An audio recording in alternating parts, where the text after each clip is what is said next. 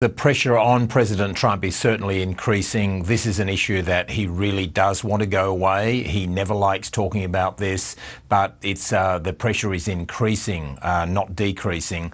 Now, the Democrats have released 3 emails, and they certainly show on the surface of them links that we didn't quite know between the president, was not the president at that time, and Jeffrey Epstein. Now, the first one is a 2011 email in which Jeffrey Epstein says to Ghislaine Maxwell, his longtime assistant, he says to her, "I want you to realise that that dog that hasn't barked is Trump, Donald Trump." And then he mentions the name of a victim who has been redacted by the Democrats in this email, but say that she spent hours at my house, at Epstein's house, with him, Donald Trump.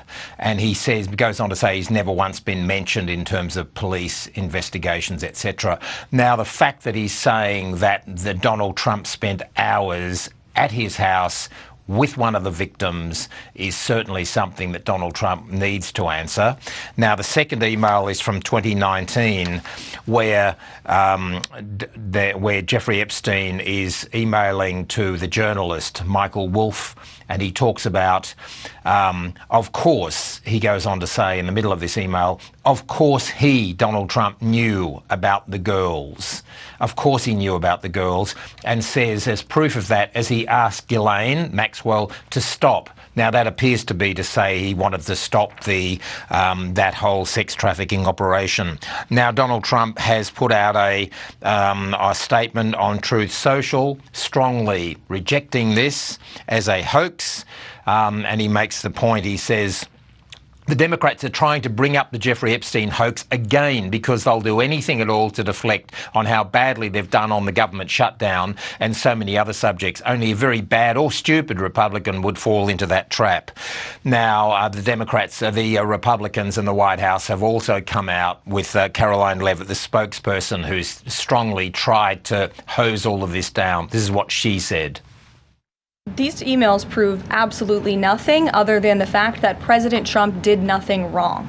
And what President Trump has always said is that he was from Palm Beach, and so was Jeffrey Epstein. Jeffrey Epstein was a member at Mar-a-Lago until President Trump kicked him out because Jeffrey Epstein was a pedophile and he was a creep. That's Caroline Leavitt speaking there earlier this morning. And John, there have been calls for the release of the so-called Epstein files for a very, very long time now, really just since the wake of Jeffrey Epstein's death in a New York prison.